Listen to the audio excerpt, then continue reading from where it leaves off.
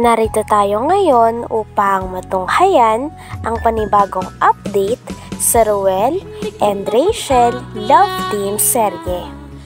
Sa pagpapatuloy ng ating istorya ay kino-convince nga ni Dr. Love na huwag susuko sa kanyang pagmamahal kay Miss Rachel. Sabi pa ni Dr. Love ay talagang gwapo siya at nag-agree din si Kalinga Prab na pogi naman daw talaga si Ryan. Kaya naman sabi pa ni Dr. Love ay dapat hindi daw siya matakot. At kahit nasa simbahan na daw si Miss Rachel at Kuya Ruel ay hanggat hindi pa ito nanunumpa at nag-aido ay may karapatan pa rin daw siya na ipaglaban ang kanyang pagmamahal sa dalaga.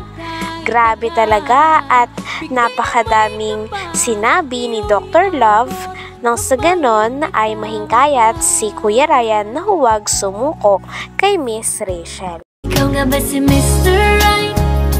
Ikaw nga ba love of my life? Baby, this time it'll be love and they'll fight. Sa isang sulyap mo ay nabihag ako para bang iba na ang lahat ng Mr. Cupido, ako na may tulong.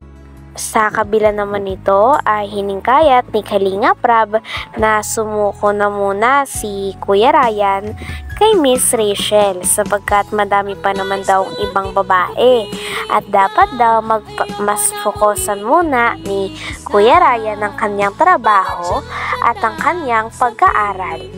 Sabi pa nga ni Kalinga Prab ay maaari daw magkaroon ng tsansa na siya ay makasama sa Kalingap na scholars.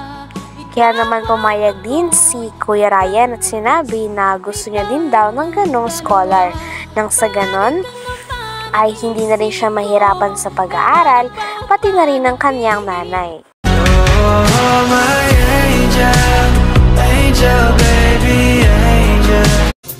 Mr. Cupido, ako na may tulungan mo. Ikaw nga ba si Mr. Right? Ikaw nga ba love of my life? Bakit di na lang tutuhanin ang lahat? Oh, my angel, angel, baby, angel. Mr. Sa kabilang banda naman ay nagkaroon nga ng moment na naman si Kuya Ruel and Miss Rachel kung saan ay nagbitaw na nga ng salita muli si Kuya Ruel para kay Miss Rachel. Sinabi nito na talagang aantayin niya ang dalaga kahit gaano pa ito katagal. Sabi naman ni Miss Rachel ay, "Sure ka na ba talaga sa akin? Talaga bang aantayin mo ko?" Talagang umuo naman si Kuya Ruel at sinabing kahit ilang years pa daw at kahit ilang years ang dumaan ay magiging patunay lamang ito na talagang magiging patient siya sa paghihintay niya kay Miss Rachel. Meron ding vlog na lumitaw sa isang sikat na vlogger kung saan nandun ang interview niya kay Kuya Ruel. Sinabi din dito ni Kuya Ruel na talagang hindi daw siya makaget over sa sinabi ni Miss Rachel na mahal niya daw si Kuya Ruel. Talagang mapaginipan pa nga daw ito ni Kuya Ruel.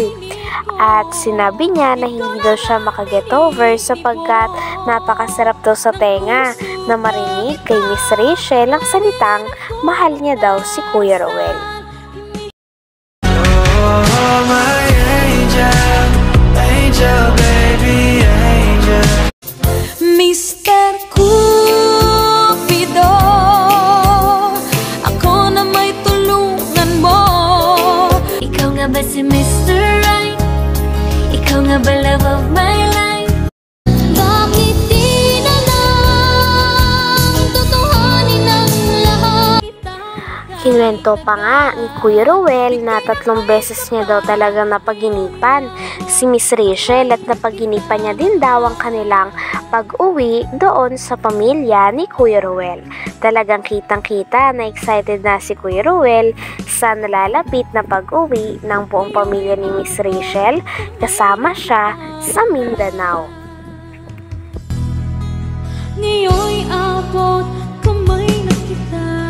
Ayun si Rishi. Pero gwapo to. Oh, Gwapo. Kung sa mukha lang naman ang labanan. Pares tayo ng ilong, tangos oh. Kung Bigutin sa mukha lang ang labanan, ano? Ha? Gwapong-gwapo. Kung sa mukha lang ang labanan. Oo, mukha lang labanan, gwapo. Wala akong itutulak sa iyo, hindi kagwapuhan lang. Kaya tuloy lang tayo. Laban tayo! Laban! Laban. Taas kamay! Laban! Yan! Hindi tayo magpapatalo pagdating sa babae. Kahit sa harap pa ng simbahan yan, basta't hindi pa nag-I love you, kukunin natin. Laban! Ano si Rachel, kalimutan mo na yun. No? Okay lang sa'yo na kalimutan si Rachel. Kasi para magkapag-focus ka na lang sa ano mo, pag-aaral. Ano? Opo. So ngayon bata ka pa naman. May makikilala ka pa dyan na mas deserve mo. Siguro. Ano? Opo. Pagpasok mo dito, ano Ryan? Tulad ngayon po, holiday. Kaya nakapasok ako. Kailangan din ko i-rad sa bahay eh. Pang ano dun. Pambili sa mga ano. Pandagdag po. Pangdagdag. O, kahit po may pasok ako na ano ako dito na pasok din. Kaya pala minsan hindi ka nakakasama sa amin Opo. pag-vlog. Opo. Pero para sa akin, focus ka na lang sa pag-aaral mo saka dito sa extra mo, ano? Opo. Kasi yun nga, at least matutulong mo rin mga tumutulong naman sa'yo. Meron. At least ngayon may trabaho ka na. Saka yung pag-vlog namin hindi naman araw-araw, no? Opo. Saka mas kailangan mo kasi trabaho talaga, pang extra. Opo. Sa Karab, malaking tulong din po ito kay mama. Itong binigay yung trabaho ko. Ano siya? Maraming salamat din po. Bait talaga ni Ryan bro, no? Malay mo, maging scholarship ka na ng Kalingap. Gusto mo ba yun? Maging scholar ka ng Kalingap? Opo. Bakit? Kasi po, makaka-aral na akong maayos. Sa tulong niya din po. Malaking tulong. Sa Caribbean lang din, pahiling nila mama eh. Yung lang yung hiling. Opo, yung kahit di na kami pabahayan, tapos bigyan ng pagkain. Yung makapag-aral lang kami. Yun lang po. Grabe. Pag kaya mo ba talagang maghintay? Baka naman napipilitan ka lang. Hindi mo naman talaga kaya. O kaya baka ngayon lang yan. Hindi, ilang buwan pa tayo nagsama. Buwan lang yun. Oo. Marami pang taon ang dadating. Marami pa nga doon natin masusubok kung gaano tayo katatag, kung gaano ko pinaninindigan yung mga sinasabi ko. So, hindi lang puro salita-salita, maghihintay. Pero dapat unahin yung sa gawa. At doon mo malalaman na talagang sincere yung isang tao kapag ginagawa na yung mga binibitawang salita niya. Pagkatapos ko natulala, kumain na ako. So ayun, nagpahinga na ako ng tulog. And sobrang ganda ng gising ko. And naalala ko pa din yung sinabi niya. Hanggang sa ngayon, talagang... Minsan ba napapaginipan mo si ano? Naalala mo na? Oo, naalala ko ngayon. Ano nga yung sinabi ni Rachel doon? Kay Dr. Love? Mahal ko po si Roel. Grabe. Ano silang, minsan ba napapaginipan mo si Rachel? Oo, sa totoo lang. Walang biro yan. Walang biro. Siguro mga third time na. So, sobrang iniisip siguro ganyan. Hindi naman siya dinideny ko. Talagang nangyari yun. And first na panaginipan ko siya is shinare ko sa kanya pagka umaga nun. Kasi talagang hindi ako mapakali. Kasi nga maganda yung panaginip na yun. Andun na kami sa bahay. Sa Malalag? Oo, nagkikita-kita na kami ng mga pamilya ko. Tapos, ayun, sobrang saya. And then, doon ko nakikita yung totoong ugali ni Rachel. Talagang mabait siya ngayon. Talagang sobrang bait niya. Maasikaso kahit nasa ibang bahay siya. Ang importante, 3 beses. 3 beses ko napaginipan siya. Eh, kasama yung pamilya niya, di ba? Hindi lang kaming dalawa sa eksena na yun sa panaginip ko. Pati yung pamilya andun, supportive, ganyan.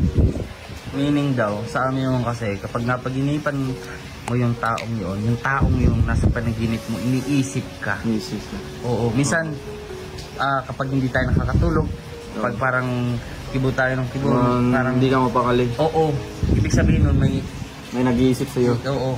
Ayos. iniisip ka. Natagin mo ba? Si Rachel yung yung iniisip ka? Hindi naman tayo assume. Siguro ano lang. Pero kung malaman mo siya, siyempre, di ba?